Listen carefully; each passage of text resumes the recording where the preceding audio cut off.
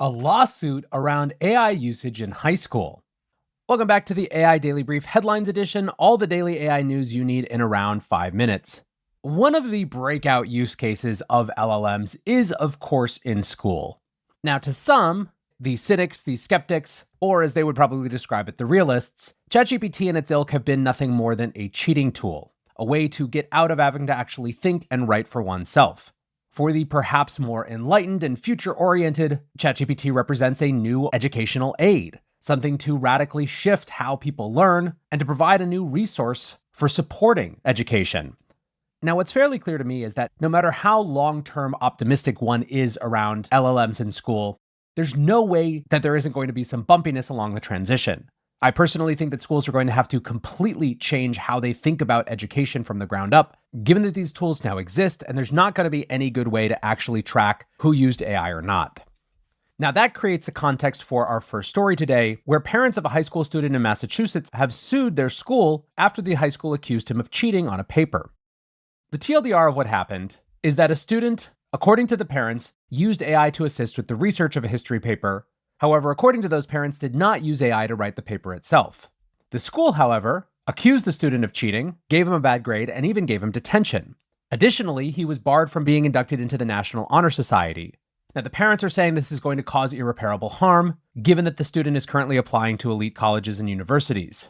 And ultimately, to me, the details of the case, in other words, what the parents are trying to get, and the specifics around the school's lack of clarity around AI use, all of that matters less than the underlying question of this tension in how education is going to happen in the years to come.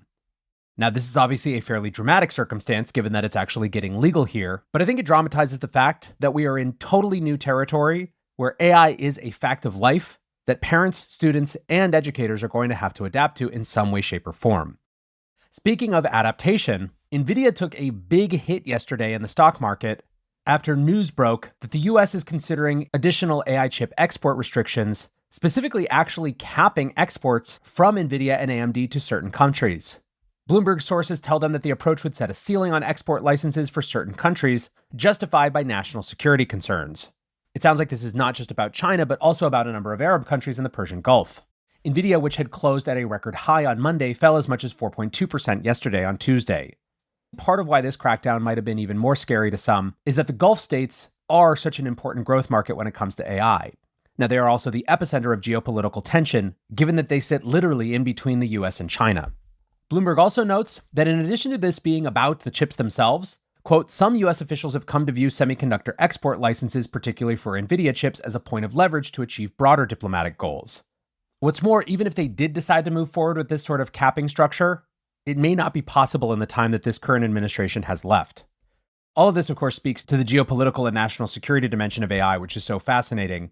However, I would be surprised if this moved forward in the next couple of weeks. As the Book of Krusty account on Twitter pointed out, whoever in the White House that mouthed off about looking at chip exports will be looking to walk it back. Last thing Democrats need is teetering markets into election night. Now, speaking of the global nature of AI investment, Blackstone has announced an $8.2 billion investment into data centers into northeastern Spain.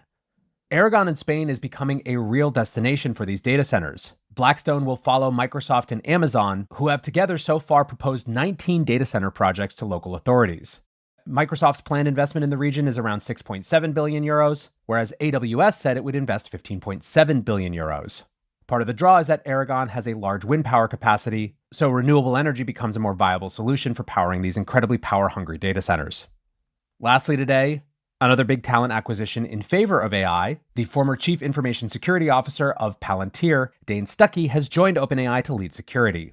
Stuckey has been at Palantir for the last 10 years, starting in 2014, and given Palantir has extensive experience with government contracts, people are reading this as potentially helping advance OpenAI's ambitions in that domain. Since lifting their ban on selling AI tech to the military last January, OpenAI has worked with the Pentagon on several projects, including ones related to cybersecurity. It also appointed former head of the NSA, General Paul Nakasone, as a board member, which was highly controversial in and of itself. Forbes also added a little texture to OpenAI's ambitions, reporting that they are working with government contractor Carahsoft. Carahsoft essentially serves as a go-between for government tech procurement, working with a wide range of big tech firms. The new partnership will allow OpenAI to offer software and services through the government's Central Clearinghouse for Tech Solutions, known under the acronym CHESS.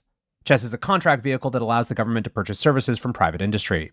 OpenAI confirmed they were added to the chess contract in May, but have not yet contracted with the Department of Defense. Writes TechCrunch. Several weeks ago, the company posted a job listing for a head of trusted compute and cryptography to lead a new team focused on building secure AI infrastructure. The speculation is that OpenAI is attempting to build more secure models that can be trained on sensitive material within military databases. So a highly geopolitical headlines this episode, but that is going to do it for the headlines. Next up, the main episode.